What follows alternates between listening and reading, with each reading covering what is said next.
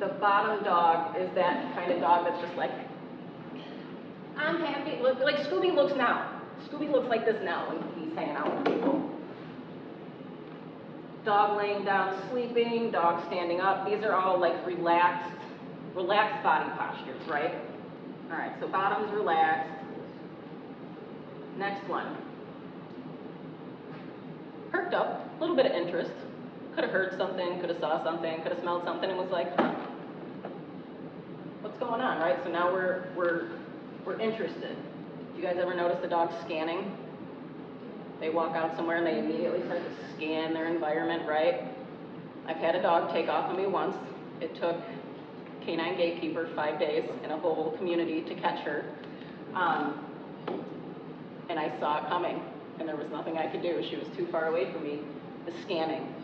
Scanning dogs are looking for a way out. Those dogs don't come off leash ever in my house. This was years ago, and I have PTSD. I did everything right. Everybody told me I did. It still happened. It was traumatizing. We got her. It was fine. But, man, if I even think I see a dog scan, I'm like, nope, we're going inside. Forget it. All right, so now we're getting a little more intense here, right? Tail's down, ears are back. This kid looks like he's actually going to his owner for some help. So maybe something in the park is concerning to him. He's asking his owner for help. What do you guys see? What do you see right here? You see that little paw? Oh God, what is over there? Ooh. Right, so he's crunched, tail tucked, head away, one ear's down and wonky, paws up. I can't even tell if his mouth is closed on this. Oh, this is so sad. And this is probably what you guys see a lot of in the back of the kennels, right? The defeated, the shut down, the learned helplessness. They have no control over what's happening to them. They could have been dumped. They could have been cut loose. And then here's that weight on the front paws, right? Like, get away from me right now. So being able to start to decipher these things, even if you just pick one thing a week, just be like, you know what, this week I'm gonna look for tongue flicks. See how many tongue flicks you see, right? It takes a long time to be able to look at the whole dog, but the more you start to learn, you can't ever unsee this again now. Like, I can't go to breweries and the Parkway and enjoy myself. It is stressful, and I usually need a beer when I'm done. Yeah, so Elle and I don't enjoy going out in public. I went to a rabies clinic yesterday, and there was a dog. It was hot out. We were on pavement. It was a black dog. It had a vet muzzle on, so this dog could not pant. It was standing in a line. It had a prong collar and an electronic collar on, and I kept hearing her hit the button. So anyways, I was like texting my friends. I'm like, Jesus Christ, is this worth it? My vet couldn't get my own dog in for 2 months for its rabies shot. So I went to the clinic by my house, and I was like, I'm never doing this again. I can't do it. It was awful. And of course, I'm looking at people yelling at their dogs, people smacking their dogs' bottoms. And like, I had my pit bull with a muzzle on, and I'm standing. He's a neutral dog. He doesn't care. But like, the lady behind me had 3 dogs, and they were right here. Like, no one had any space. It was a whole thing. I don't recommend it. But very stressful. Once you start to see these things, you're going to be sitting at the park later on this week, and you're going to be like, shit, that dog over there is island time, and its owner doesn't even notice. You're going to get stressed out. You're welcome, and I'm sorry. Okay, so yep, actually we did have the wagging tail thing. Actually, and did you guys all know that a play bow doesn't always mean like, sometimes it means give me some space. It means F off. A play bow? Oh, okay. So again, context is going to matter, right? So when you have dogs in a play group, you're going to be looking for that fluidity versus rigidity, right? So bouncy, soft elbows, you know, a little bit of back and forth, things like that. But if the dog is like, take a look at the whole picture. That dog might be being like, give me some space, right? Context matters. Knowing the dogs matters. And just because a dog doesn't like that dog that you stuck it in a thing with, doesn't mean they're not dog friendly. Yeah. Do you like all people that you meet?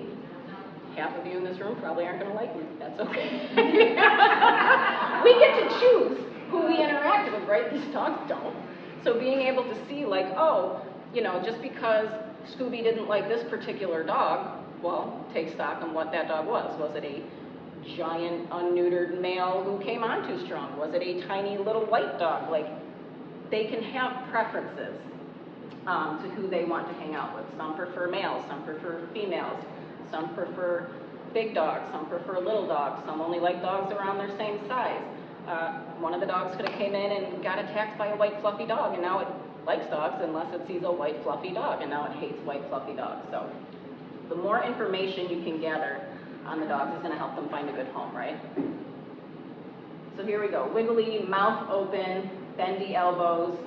Tail looks like it's straight up, but it's not too bad, right? He's revving, he's happy, he's ready to go. That alert, aroused look, like, what was that, right? Attention orients to something, ears go up, dog gets stiff, like what? What is over there, right? So alert or aroused, depending on the situation. Closed mouth, staring, all the things. Weight forward. This kid, he just wants someone to play with him. So his ears are back, but dogs do this weird thing. Do you ever notice they're like socially awkward dogs, where they like will go up to the other dog and like lick its mouth and like, it's weird. It's weird, right? But they're just saying, hey, I don't really, like, I'm unsure, I want to play with you, I'm nervous, so, you know, when I'm nervous, my lip sticks to my teeth, which is starting to chew now. That dog is licking, but it's not the stress lick, it's an appeasing signal.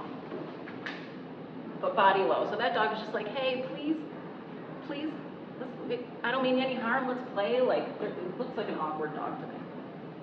Not all dogs know how to play. Some dogs are taken from their litters too soon and don't learn crucial social skills.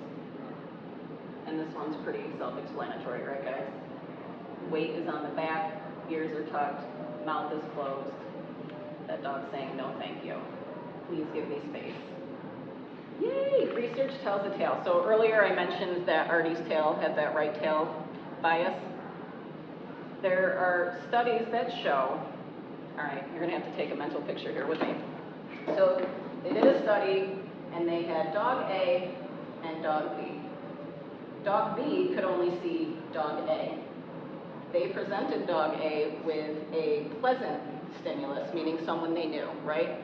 Dog A's tail, they had to like slow it down too. Like when Chaka, my dog, likes somebody, her entire body would wiggle to the right. She'd be like, But for a lot of dogs, it's something that we can't catch with the human eye unless we slow it down. But so they presented dog A with a stimulus that was pleasant to them, and dog B could only see dog A. So dog A sees something they like, they're wiggling.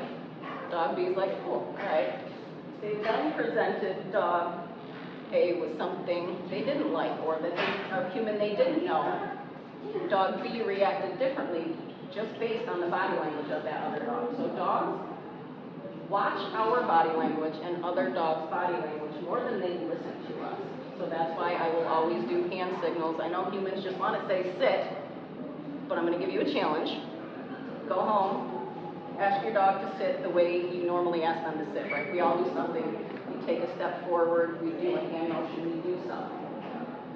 Now ask your dog to sit without moving your body, without looking at them, without doing anything. Just say sit. My dog Patrick will not sit unless I do the thing that means sit. They watch our bodies more than they listen to us. So anyways, right tail wag bias. Artie's always happy to see me and the treats I hold up while I take his pictures. So his tail goes to the right. And then to the left means maybe a negative stimulus. Oh, here's the belly stuff. How's the first dog look? Right? Nice open mouth. Dirt. That looks kind of inviting to me. I might try and pet that dog's belly. Dog all the way to the right. What do we notice? Ears, eyes, right? Like, oh God. Oh God, you guys again. And then here is some dog on dog. What is the dog on the bottom saying? I'll submit. He says, I mean you no harm. Consent tests. So I do this with my own animals all the time. And this is Eileen. You can Google her, Eileen and dogs. So a consent test with 2 dogs is going to look like,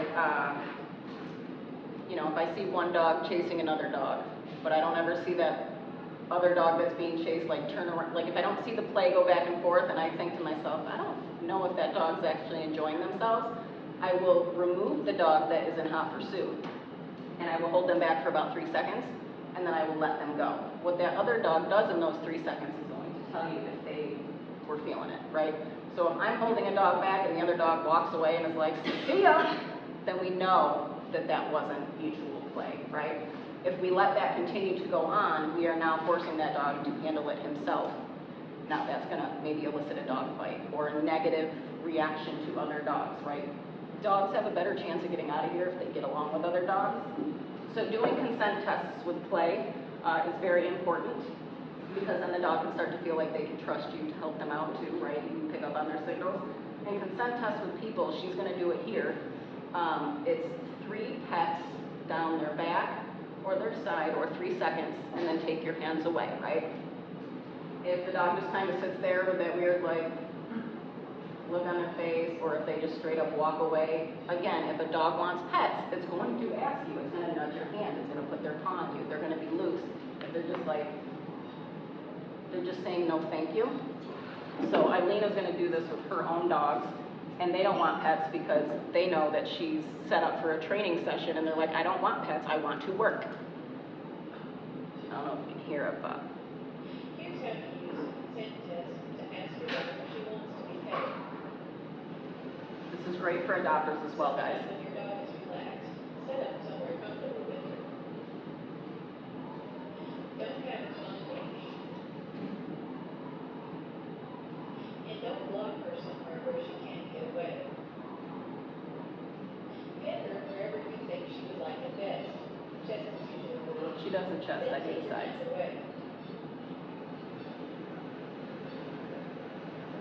What do you notice? Yeah. Sadie says no. She's like, where's the food? I want to work.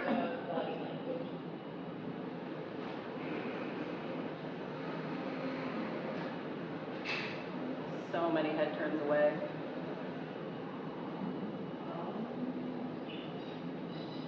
Not asking for more. And this, of course, is going to be, I mean, this is an own dog. These are her own personal dogs that she's doing this with. So they have a relationship. Unless the dog has been here a while and you're mentoring it, it's a strange dog. You're strangers. You don't have that relationship. Full body turns away and 2 shrinking back. All of these are typical signs of stress or avoidance. Here's the lip lick. Head turn. I even miss the lip licks because we don't have a clear view.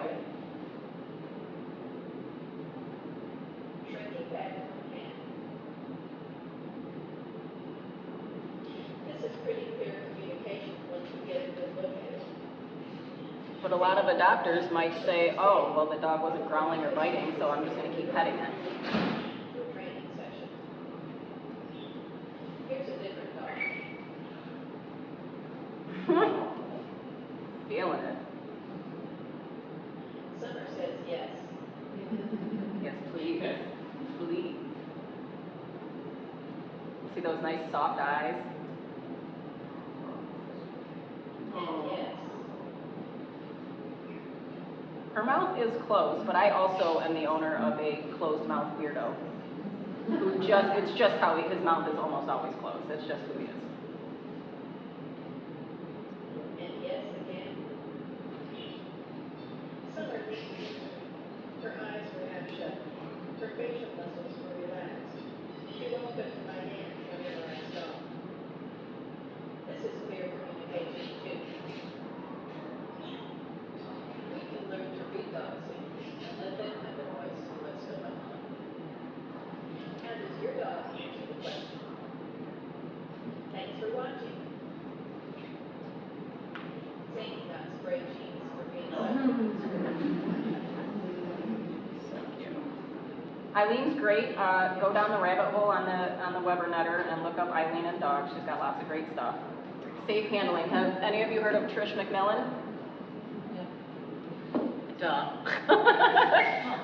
Trish McMillan and Michael Shikashio are brilliant. They travel the world working with aggressive dogs. They have a lot of great free YouTube videos, how to break up a dog fight, how to do dog intros. There's so much great free information on the internet if you know what to look for. There's also a lot of really bad information on the internet, so know what you're watching before you take it to heart.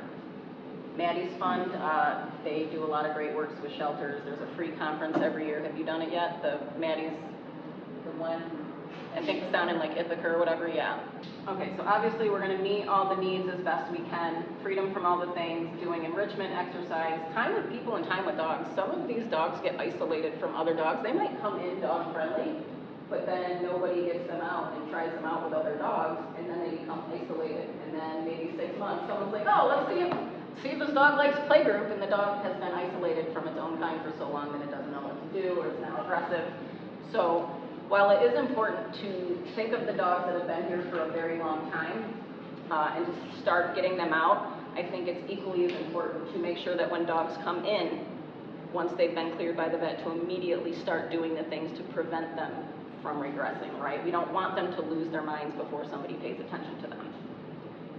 So the more time with people and dogs, if they enjoy those things, the better. So taking dogs out, I know you guys, I'm used to a different shelter setup where I can stick my hands into the kennel through the bars. You guys don't have that here. There's pros and cons to each, so not knocking anything. There's so many pros and cons to both ways. I know that we've switched to the martingale collars, which are great. They're limited slip. They're not going to continue restricting the dog's airways. However, it can still be frustrating and uncomfortable for a dog to pull an entire mile loop, choking themselves out. So, one of my things is being proactive versus reactive. So when I show up, Donna laughs at me because she's like, oh, I've always got all my stuff on me. So I've always got a fanny pack on me. In my fanny pack, I got my poo bags. It is always loaded up with all different kinds of treats. I use food for teaching, but I also use food as a way to gauge a dog's comfort level, right? If a dog can't eat, it either means A, your treats are trash, or the dog is too stressed out to eat. So eating and using simple things like asking a dog to sit. If a dog won't sit, and I know that dog knows how to sit, I need to check out what else is going on. Is the ground hot? Because I know I'm not putting my bum on the pavement on a 95-degree day. Or is the dog just uncomfortable? Did a loud truck just go by? You know what I mean? So using food and basic cues can help you gauge a dog's comfort level. I will also carry things like Spray Shield. It is just a citronella spray. This I will use, and I don't think you're going to come across that here too much, but if you guys take dogs to parks, off-leash dogs are such a pandemic of their own right now. Everyone thinks that leash laws don't apply to them, and they feel entitled to let their dogs run around public schools, off-leash, whatever. So citronella spray is just a deterrent. It'll shoot 10 to 15 feet in front of me.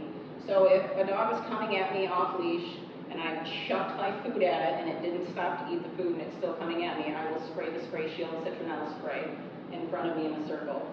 Like a half a circle to try and stop that dog. I had to do it during private training sessions. I was actually working the dog, and I looked at the dog's mom, and I was like, spray that dog. She's like, I'm telling you to spray the dog. So she sprayed it, the dog stopped. And then it kept coming, I go, spray it again. Some people will say carry mace. What happens when that gets into your eyes and the dog's eyes? Sure. So citronella spray can help for that. So I always have that on me. I have the treats, I have my food bag. So ideally, all dogs that I walk are on a lovely fitted harness that doesn't sit on their neck, it sits down here, it doesn't cut off their, this is not ideal for every shelter dog. We're not gonna fit every dog to this gear. But if you have a dog that is your mentor dog and you know you're gonna take that dog out every day, why not find it a harness, get it? I think I've seen some people do have mentor dogs that they get everything fitted appropriately, but using a harness can give you better control of a dog, and it makes the walk more comfortable. I'll use safety straps with some of our flighty dogs, so if you have a dog that likes to roll on the ground like this, I don't know if you've ever had it happen, but this can come unhooked, and then all of a sudden the dog gets up from rolling, and you're like, oh shit. So I will use a safety strap and connect it to that martingale, so if the dog backs out of the harness or comes unclipped, the leash is still connected to the dog. So that's just like another level of management. This is ideal for outings and mentor dogs. Have you guys seen harness leads before? Yeah, they're awesome. And they're kind of intimidating at first, but once you get the hang of it, you can look at a dog, eye it up, and be like, yeah, I did that just perfect. This, I have a little guy on here, comes over the head, right? So it's going to sit down here, right? We're not going to risk damaging a trachea. It's going to go under the armpits and through like this. So this little stopper is going to keep the dog, so like if the dog, you know, if it comes loose, dogs can get their paws in there and come out. So this just keeps this like this. But this gives you better control. It's now easier for me to turn this dog around. If you are working with an aggressive dog or a dog that comes off the leash, this is not going to be your answer. For those dogs, you're probably going to want to use the collars because you're not going to be able to strong arm a dog with a harness because he can still get me. So for him, you want to be able to